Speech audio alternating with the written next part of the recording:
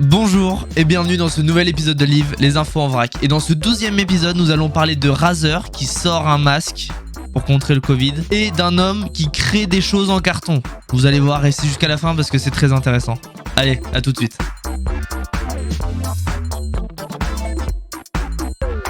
Bon, si vous traînez un peu sur les réseaux sociaux, vous avez forcément entendu parler que Razer allait sortir un masque pour contrer le Covid. Effectivement, au CES, ils l'ont annoncé. Mais par contre, à l'E3 de cette année, ils ont annoncé qu'en octobre, ils allaient commencer la commercialisation de ce casque pour une quantité évidemment limitée. Avant de passer à la description de ce produit, on va vite fait parler de Razer et des masques. Parce que quand le Covid est arrivé, Razer ont sorti un masque, mais en fait, c'est que ils imprimaient un masque comme celui-ci.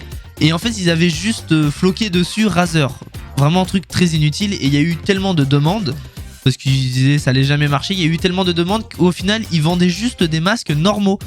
Du coup, c'était un peu moins cool. Et après, par la suite, ils ont annoncé qu'ils ont même sorti d'ailleurs, des vrais masques en tissu avec floqué dessus Razer, leur logo en noir. Donc là, ils étaient tout de suite un peu plus intéressants.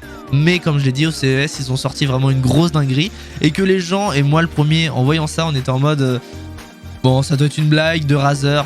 Et non, vraiment, à l'E3, ils l'ont annoncé. Et ce masque, bon, évidemment, il est à l'effigie de Razer, mais peut être très intéressant. Le point positif avec ce masque, c'est qu'il est transparent. Du coup, on peut voir vraiment les expressions du visage et vraiment, ce point est très très positif à mon goût. Alors oui, ce masque nous permet de voir les expressions du visage, ça c'est top. Par contre, il y a un seul truc que je trouve pas très bien avec ce masque, qui est même pas beau, c'est en fait les deux gros caches qui est au niveau des joues.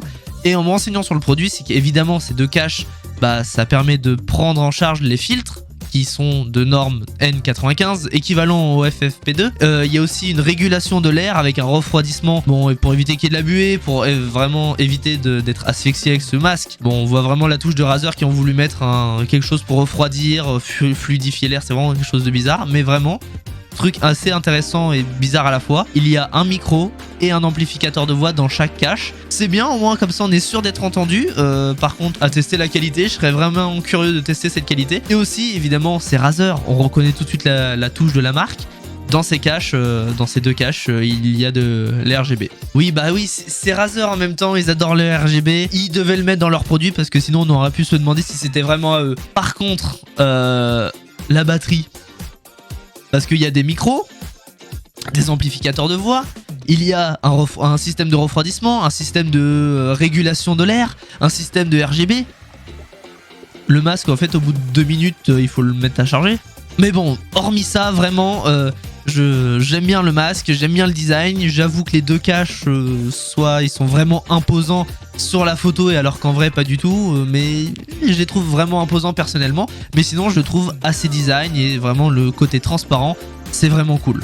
Et pour terminer avec cette information, je vais juste vous lire un message du PDG de Razer, ce qu'il nous dit à propos de ce masque. Les masques devraient encore faire partie de nos vies pendant un bon moment. Et la sortie du projet Hazel, je sais pas si je le prononce bien, en fin d'année n'intervient pas trop tard. Nous avons réalisé que même avec la vaccination, nous entendons dire qu'il faut être masqué car il y a toujours un facteur de risque et que même si vous êtes vacciné, vous devez être extrêmement prudent. Mon avis sur le message du PDG de Razer, c'est qu'il a raison, c'est que même encore une fois vacciné, il faut porter le masque. Et le truc, c'est qu'il dit que ça sort pas trop tard parce que tous les masques, tout le monde qui peut fabriquer des masques ont déjà sorti leur modèle il y a bien longtemps. Razer devait peaufiner leur modèle, vu toute l'électronique, ils pouvaient pas sortir en 2 jours, ça c'est sûr. Donc c'est pour ça qu'il dit que c'est pas trop tard. Et vraiment, je trouve qu'il a raison. Juste pour terminer avec Razer, et on va passer à l'info suivante. Vous avez vu tout ce que Razer sont en train de sortir ou même d'annoncer? Ça vous dit, venez, on en parle en live et ça fera peut-être l'objet d'une prochaine vidéo. Je vous rappelle, tous les liens sont dans la description, mes réseaux sociaux, les lives, tout ça, même ma chaîne secondaire. Donc n'hésitez pas à aller voir. Bon, quand j'ai vu passer ces deuxièmes infos, j'étais en mode ouais, ça a pas l'air ouf, ils créent une bande d'arcade en carton. C'est pas ouf. Après, j'ai regardé la vidéo, je me suis dit ouais, c'est ouf. Mais il y a quelques points à critiquer. Donc c'est pour ça qu'on va en parler.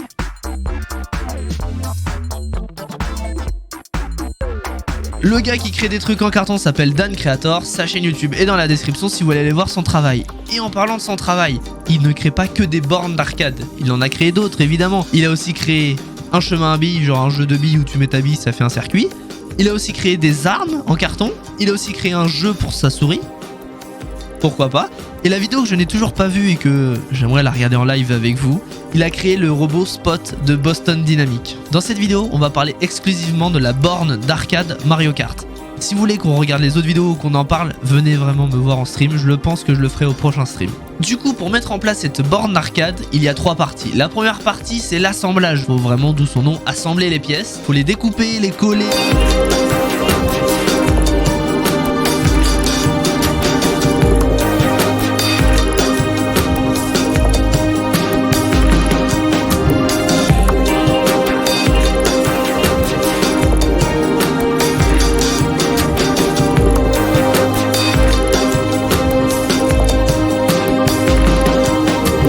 Partie 2, il met vraiment le truc le plus intéressant possible quand on veut jouer à Mario Kart, c'est le son, il fait des trous, il met les enceintes, il câble tout, c'est la partie son électronique, on va l'appeler comme ça.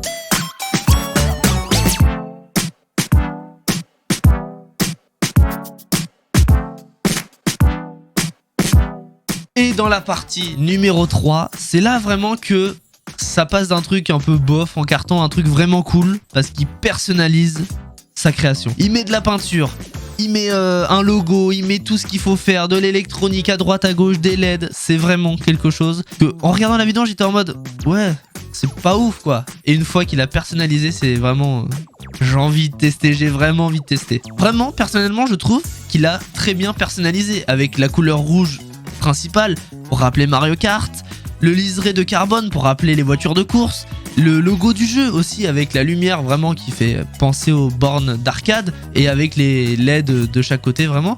Je trouve vraiment que cette personnalisation est vraiment bien réussie.